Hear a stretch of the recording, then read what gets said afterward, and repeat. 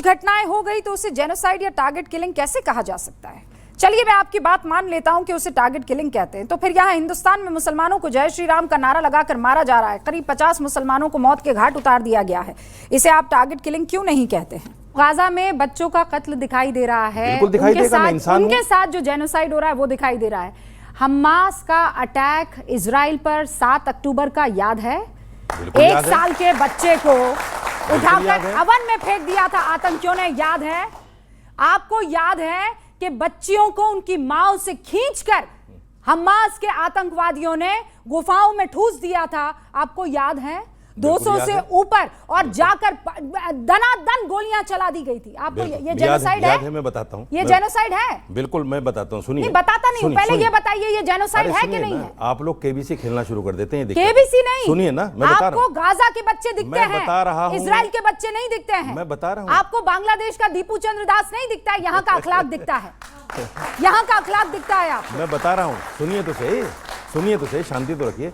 1948 में जब इजराइल बना, उसके बाद से अब तक कितने लाख मुसलमान मार दिए गए, आपको याद है?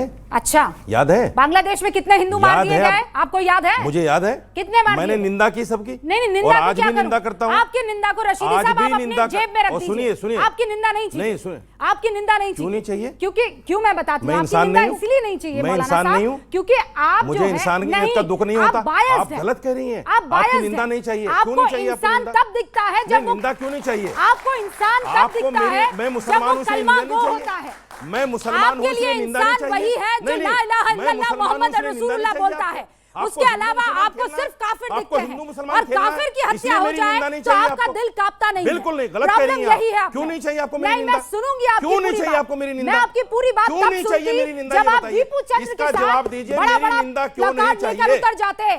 अगर हम निंदा ना करें तब मुसीबत, निंदा करें तो हमें निंदा चाहिए नहीं। आपको क्यों नहीं चाहिए? तनेजा जी, क्यों नहीं चाहिए आपको? तनेजा जी सुना आपने ना, इन्होंने गिना दिया है कि मुसलमान मारे जा रहे हैं, वहां गाजा के मुसलमान इनको दिख रहे हैं, यहाँ बांग्लादेश का इंसान इनको नहीं दिख रहा है। देखिए ये प्रॉब्लम इसलिए है क्योंकि इनकी जो सोच है ना वो बहुत ज़्यादा लिमिटेड है, क्योंकि इनको हर हिंदू में काफिर नजर आता है। ये अल तकीयत में तो पहले जब तक इनकी माइनॉरिटीज होती हैं तब तक ये सबको बोलते हैं कि नहीं हम बहुत पीसफुल हैं, सब कुछ अच्छा है। जैसे ही इनकी आबादी बढ़ जाती है तो दर अल हरब इनका शुरू हो जाता है, जो इन्हीं के ही वर्ड्स हैं। पर ये सबकी मानसिकता नहीं होती, ये लिमिटेड लोगों की मानसिकता होती है। अब वो जब लिमिटेड लोगों की मानसिकता होती है तो फिर वो ऐसे ऐसे जाके इंटरव्यूज देते हैं नेशनल चैनल्स पे, क्योंकि तब इनको सिर्फ एक दीपू की मौत में कोई दर्द, कोई दुख, कुछ नजर नहीं आता है।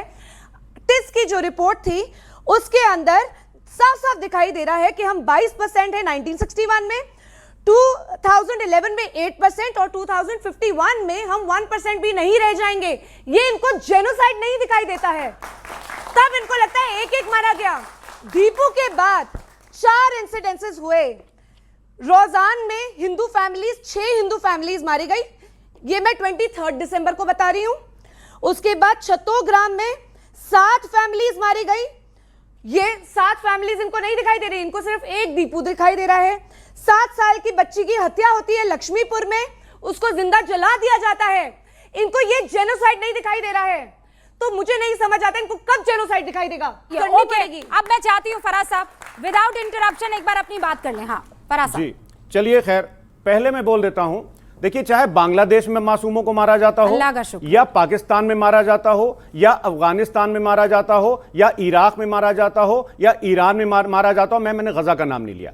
देखिए जो मारे जाते हैं वो मासूम होते हैं, और जो लोग मारते हैं मुझे लगता है कि वो पॉलिटिक्स की वजह से मारते हैं, धर्म उसमें कम आता है, चाहे वो हिंदुस्तान में हो रहा हो चाहे बाहर आ रहा हो। सागर खयामी ने 4 लाइनें इस पर लिखी हैं कि ऐसी कोई मिसाल जमाने में पाई हो, हिंदू के घर में आग खुदा ने लगाई हो, बस्ती किसी की राम ने यारो जलाई हो, और नानक ने राह सिर्फ सिखों को दिखाई हो। राम और रहीम और नानक हो ईसा तो नर्म है, चमचों को तो देखिए पतीली से ज्यादा गर्म है। तो क्या हो रहा है मैडम कि क्यों मारा जा रहा है? देखिए पहली बात तो यह है कि बांग्लादेश में जो हो रहा है वो बहुत ही ज्यादा गलत है, उसकी हम निंदा करते हैं। और आदरणीय प्रधानमंत्री जी से मैं बोलता हूं कि अगर हो सके तो इसको एक्ट ऑफ वॉर माना जाए, और जिस तरह से इंदिरा गांधी जी ने बांग्लादेश को जन्म दिया था वैसे ही एक नए बांग्लादेश को मोदी जी जन्म दे दें। मेरा उनसे हाथ जोड़ करके यह विनती है, क्योंकि पिछले 11 साल से पिछले 11 साल से आदरणीय प्रधानमंत्री जी विश्व गुरु हैं, और विश्व गुरु होने के बाद रूपिका जी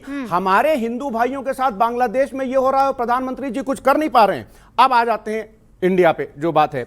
देखिए होता क्या है कि प्रॉब्लम कहां होती है?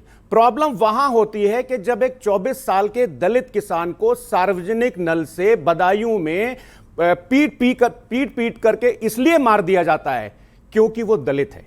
प्रॉब्लम वहां पे होती है। और मैं आपको एक खबर दिखाता हूं, Bajrang Dal leader orchestrated cow slaughter to implicate Muslim residents. ये मैं नहीं बोल रहा हूं, ये इंडियन एक्सप्रेस की खबर है। प्रॉब्लम वहां पर होती है जब दंगा कराने, देखिए जितने हमारे यहां पे भाई बहन बैठे हुए हैं, जितने बच्चे बैठे हुए हैं, ये सब एक साथ मिलकर के रहना चाहते हैं। मैं जिस सोसाइटी में रहता हूं वहां पर 99% हमारे हिंदू भाई हैं, and I am very comfortable. मैं ये पूरी जिम्मेदारी के साथ बोलता हूं। You are very comfortable because 99% are Hindus. Yes, No, ठीक no, है, no, no, sir. मैं मानता हूं। नहीं सर, एक second. I want to know 99% Muslim staying and a Hindu feels comfortable there. Ma'am देखिए, लखनऊ मैं में इसे उल्टा करना चाहती मैं हूं। बता रहा हूं, मेरे शहर में ही ये परसेप्शन बनाया जाता है।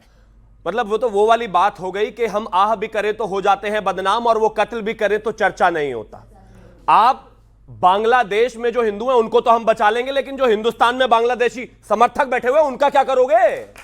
वो हिंदुस्तान में बैठकर बांग्लादेश की वाहवाही कर रहे हैं। अब कमाल की बात देखिए, एक बांग्लादेश में जहां 22-26% से घटकर जो है हिंदू खास तौर पर 7-8% पर आ गए, वो इनको जेनोसाइड नहीं लगता। पाकिस्तान में पूरे 30% से हटकर 1.5% पर आ गए, वो इनको जो है जेनोसाइड नहीं लगता।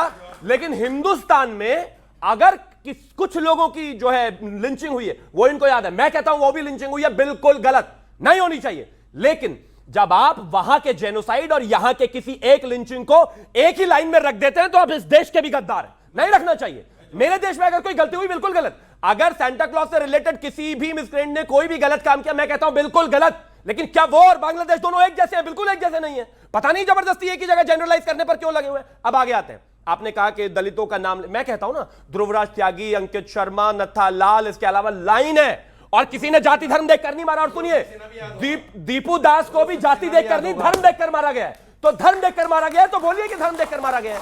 इसमें भी मतलब कमाल बात हो गई, यहां पर भी जाति घुसा रहे हैं। अब आगे आते हैं। एक विषय बहुत साफ है, जहां तक बात बांग्लादेश के लिए है, इस हिंदुस्तान के 140 करोड़ लोगों की तरफ से एक ही आवाज उठनी चाहिए। जब इस देश में कोई लिंचिंग होती है, मैं आपके साथ खड़ा हूं, बिल्कुल आवाज उठाने के लिए तैयार। कहां है कुछ पता नहीं। सतीश के सिंह साहब, कहां है कुछ पता नहीं। देखिए, सतीश के राजनेताओं से और इस तरह के लोगों से आप बात कीजिएगा तो कुछ मिलने वाला नहीं है, खाली एक दूसरे को दबाने में लगे। मुद्दे की बात यह है कि आज वो वक्त है कि बांग्लादेश में स्थिति विषम है।